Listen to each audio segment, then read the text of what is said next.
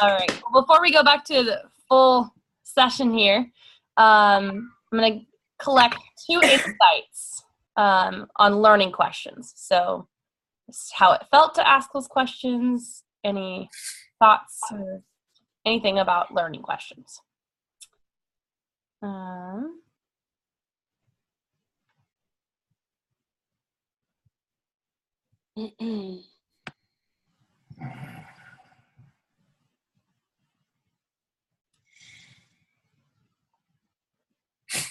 I'm really curious about what you're thinking, Paul, because you're laughing. Paul, I hope you're not laughing at me. I'm not. It's amusing how both extremely social this class is supposed to be, but we're also sort of stuck wanting to be our best in it. And, so we want to, I don't know. It is for me, I want to say the right thing, but I just get amused at us pretty easily. It's a good thing. I'm not laughing at anyone. It's hard. I think we're all really trying to, generate the most for this. And maybe we're just big babies at it still. I think I'm curious what would happen if we were all like physically together, if we would be more willing to answer your questions. I don't know. Yeah. We need a weekend retreat at Stewart's farm. You're always welcome. I just changed my address, so I know what it is now. I learned that I can answer your question. I learned that like with this, it just was a reminder that like it kind of doesn't matter what question you ask, because it's all, the questions are more to just get the ball rolling and the person to sort of trust that the person will find their way to what they want to talk about. And if you're really being present, you can pick up on that and you can go with that, rather than, I don't know, it just reminded me, oh wow, this is actually pretty simple. Because I felt like any question I would ask about the wheel, if it was sufficiently vague, that they would get to I just feel like it's easy not to ask a wrong question, or that the client will find, if you can just get out of the way and the client will find their way to what they need to learn about. Right. It's like almost thinking in the background and just, be curious, simple questions, and they'll get you to where you want to go. So some other questions for you guys to use, or some ideas to give you. Looking at your wheel, what jumps out, what's most significant to you, what area would you like to explore? Is there anything else that you would like to see on this wheel? Sometimes they want to add a new category. Looking at what is the connection between these two areas. Where do you find the confidence to follow through on, X, Y, and Z, or whatever it may be? What's similar about how you're approaching both these areas? What's the best part? What's the hardest part? All of those things, just some ideas for you. So for the rest of your remaining time together, adopt an agenda just similar to around like gain awareness on how to grow personally in the next week, or a few weeks, or it's called an inquiry, like taking an inquiry. You guys read about in the book, like they almost do like an experiment to kind of see what happens, or something, a question that they want answered. So asking that question, if you guys want to look back on inquiry, it's in the book too. Let's see, I can tell you the page number if you guys want to see that. Let's see, I think it's the last part here. So yeah, inquiry is a question designed for the client to ponder. So you could literally ask, what inquiry would you like to look at this week? And it might be, how can I balance these two areas? Just like focusing on that question. Does that make sense to everyone? Okay. So you're going to go back with your same partners. We are going to go, let's see, about 15 minutes each. So we'll be back in enough time to debrief. Any questions before we go? You said that we should create an agenda, but the agenda should be around creating a question for the client to think about during the week. Well, the agenda, so that's the question you would to use to wrap up the session, because then that would either they're like, I will use this inquiry, or I don't want to inquiry, like I know what I need to do. So it'll either they can focus on something they're curious about, so exploring, and basically it's generating more learning for them by focusing on a question. But the agenda is, something around gaining awareness or learning about yourself, and or growing personally. And then you ask that question. So either they'll take an inquiry or they'll say, no, I want to do this. Okay. Yep. Okay. All right. We all talk. We have to talk. Welcome back, everyone. So we're going to do a quick around the virtual room here. Just share what worked, what didn't, and what you liked best about the tool of the Wheel of Life, or maybe what you liked the least. There's kind of your take on the Wheel of Life. So let's see. Nick, would you like to go first? Sure. I think one of the things that came up as Middleman and I were talking, I think the wheel sort of connects really well with some of the ideas about personality we were talking about last week, in that nothing on the wheel is really independent from anything else on the wheel, and they kind of work together. Sort of in the same way that there's nobody who is just a personality that is just like a 5 or a 4 or whatever, that they all really work together. But one of the other things I've also been thinking about is, because of that, I kind of feel like the wheel maybe separates out some issues that need to be more integrated.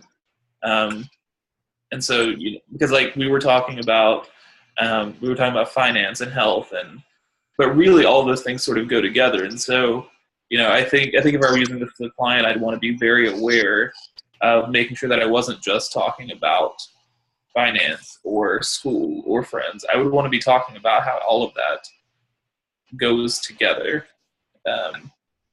Overall, I think it's a really good tool for us to use. I think we got some really good conversation out of it. Yeah, it's kind of my thoughts. Great.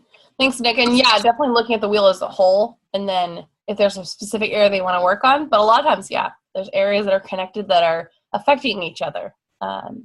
So it's definitely, by asking questions, you can discover that. But if they hadn't before, they might have not drawn that connection sometimes. So, yeah.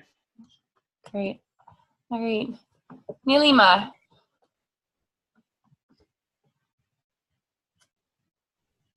Yeah, like Nick said, we discussed about the wheel being whole. Nick asked me if I would have liked something else to be added to the wheel, which I thought is missing. But to me, I thought everything is included for me, and the small things which is not directly in there, it could fit in one or more of these categories. So the wheel as a whole looked very good to me, and nothing that I felt is lacking that I wanted to include. And some of the things, one thing which is a little bit hard, like some of the wedges in the wheel, you could work on it, like tomorrow you can make a big change. But some of the other things, wedges in the wheel, it is like very slow and steady progress. If you want to change something, you need to have patience and work weeks or months or even years to get there. But some of the wedges, if you need improvement, you can just do it overnight. Yeah, if you have the will and motivation. Yeah. Right. And that's a good thing to tell your clients, like, Yeah. no one's wheel is all 10s all the way around at all times. Yeah. It's great to encourage your client to post their wheel so they can be looking about it, thinking about it. And Yeah. it's good to do a check-in too and like redo a wheel. Like, okay, let's set aside that old one and see where you're at right now. Because you see how they grow and learn and, you know, taking action in something after, 6 months, how your life looks and what everything else looks like. So it's definitely a continual process. Yeah. So great. Thanks for sharing. All right. Let's see. Needy?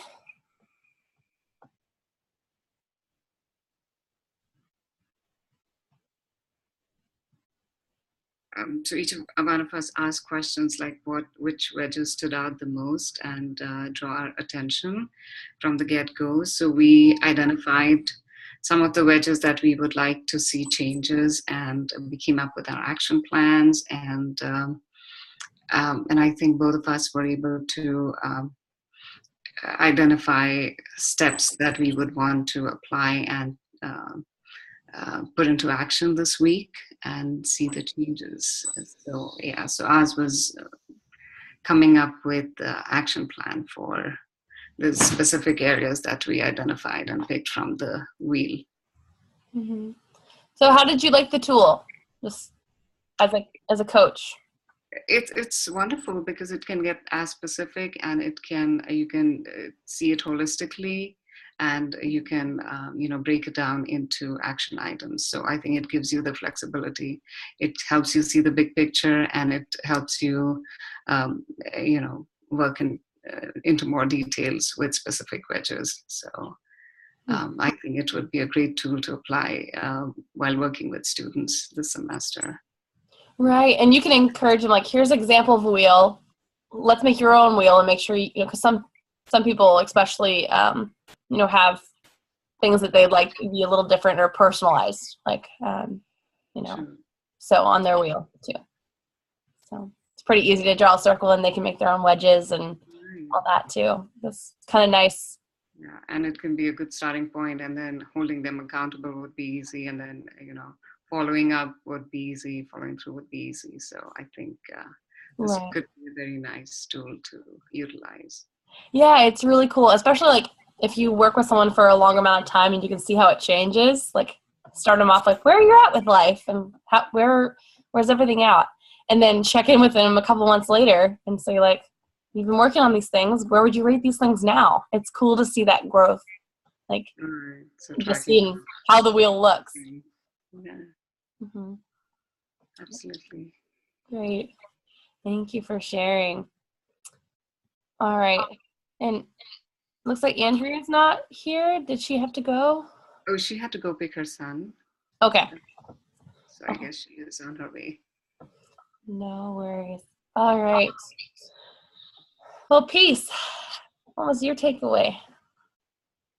What did you I had a really good session with Paul on the wheel. I felt that I think the wheel really does it projects your personality a lot. I feel I said before that I felt like my personality was very much perfectionist, and I found that when we were talking about my experience of the wheel was very kind of like I couldn't really give him a lot to work with because I found that I'm always reflecting. So by default, the way I perceive my will and the way I would translate my understanding of the will was very kind of, not everything's where I want it to be, but that's fine. So it didn't really give him a lot to work with, but he was brilliant. And I think that, the wheel is such a good tool because it really does show a holistic summary of someone's life. And then it helps you locate the problem area very quickly, as long as they don't have that personality trait. So I think it'll be interesting to see how to. I would be intrigued to try that wheel on someone who had a similar personality trait to me, because I think it'll be quite hard to get something from them. Just because I think it was quite challenge. But I enjoyed it, and I think I could see how valuable it was just because of that, really. I don't know if that helps. So with you though, personally, like, did you feel like you learned something new about yourself?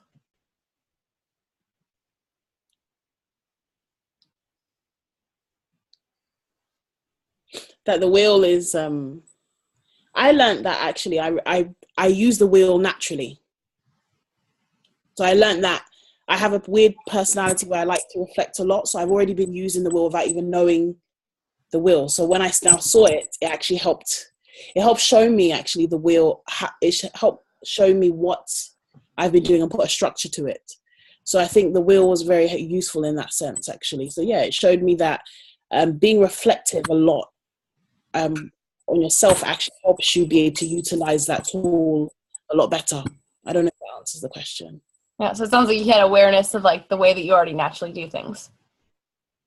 Yes, but I think it's one thing for you to have awareness in yourself, but to be able to utilize it for someone else, it created that visual map, which I didn't know that I wouldn't use. So I think that helped me quite a lot in that sense, especially in terms of what we're doing. So yeah, that's cool. Thank you, Peace. All right, Paul. So what's your take on this?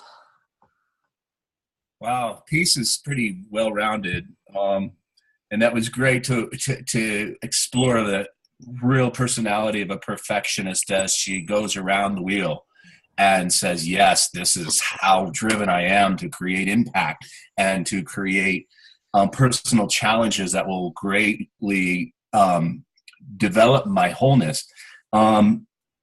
Beyond Peace, you know, I've shared enough about myself. I think you all learned enough about me. But I think what I like about the wheel is that it provides a common ground where both of us know that, hey, you know, Peace is in Africa, but she still has these 6 or 8 pieces of the pie that I'm working on. And that's cool that we've leveled that playing field from the start. And we have that sense of collective insights about some of these, despite our very different lives. So it builds relationship from that common ground, and it reveals core motivation in a different way than the Enneagram or the 9 numbers. That Enneagram's all about being, right? And this is really turns the conversation more to action, and you see the personality and now this wheel as part of the whole, that you can take both of those sides and, as somebody said, start making more action. I think it was Needy, make actionable steps from. Mm-hmm. So I think even in the first few sessions with someone, both of these tools are very much a shared experience that can open up to deeper conversations while allowing the client to feel very comfortable because, hey, we're all part of the same interconnectedness that these two things bring. Mm-hmm. Exactly. Like I have a personality type too, and I've done a wheel too. Exactly. Yeah. So awesome. Thanks for sharing, Paul. All right. So Andrea and Needy already went, but just sharing takeaways. I'm sorry, I lost internet connection, so I was rebooting my computer, and so I left for a while. I guess my takeaway from a client perspective was that the area that my numbers were low, I feel like I'm super actively working on those, so I wasn't worried. There was one other area that was low, and that was just like, I'm not ready to tackle that area yet. So it was just kind of good to talk through the numbers that were low, but then to recognize like I'm actually quite satisfied in all other areas of my life. I found, from a coach's perspective, I found this to be a little harder to coach. Can you hear me? Yeah. Okay. Why do you feel that it was hard as a coach to work with? I don't know. It just natural. I'll have to think about that. I'm not sure why. It just felt kind of forced. Like I kept looking at the list of questions you gave us, and it's just been flow naturally. Mm-hmm. I don't know. Yeah, that's interesting to think about because I wonder if maybe because usually how it is it'll just take off, you know, if you are talking about the thing that the client's really needing to talk about. So there might have been something deeper on the other like surface, because then you can just go with that and just talk about where they're at. It's kind of like with Paul, like how he brought up finance and career, but we talked mostly about career, you know, and it just happened. So it might be because you're like, I would almost like get rid of the wheel after and not look at it. Yeah. And just be with the client, because it's normal coaching after that. It's just kind of getting a start of like, hey, how was the wheel? What did it look like? Right. You know, and then going from there. So maybe it was the fact that you felt like you had to stick to the wheel. Maybe. I also feel like Nidhi was pretty happy. She's pretty satisfied, you know, most areas she was pretty satisfied. So there wasn't a lot, right? I don't know. It just. So you kind of had the same thing that Peace had, where Peace felt like she had things figured out. Yeah. Well, there is that challenge in there. But then you could ask, you know, that's where you give your client the freedom. Like, well, what would be helpful to talk about today? It might not even be related to the wheel, but if they're happy with their life, or you could talk about the significance of them being happy with all these areas of their life and how that's going to affect them in the long term. Like you can take it a different place. Yeah. So just don't be too locked into like how you think it should look, if that helps. It does. But that'll be interesting to go with, and maybe it would be a fun practice client one of these sessions with when someone has it all figured out, because I've definitely had that. But there's just so many there's more possibilities. There's always something, but sometimes it might be take a little digging. Mm-hmm. Great. All right, Stuart. Yeah, I mean, I think one of the things that I noticed that you said, Hannah, and that it's a really nice prompt, because I was working with Khadija, and you know, we had asked the 1 or 2 learning questions, and then I came back and said, you know, what do you want to talk about? She's like, I want to talk about fun and family. And it's just like, okay, great. So then I liked what you said about like you can just sort of put the wheel aside at that point and just go, okay, we're talking about fun and family. Where are we going from there? And so as far as like, I think the way I would see myself using it as a coach would be just as getting the ball rolling on helping the client create an agenda. And I think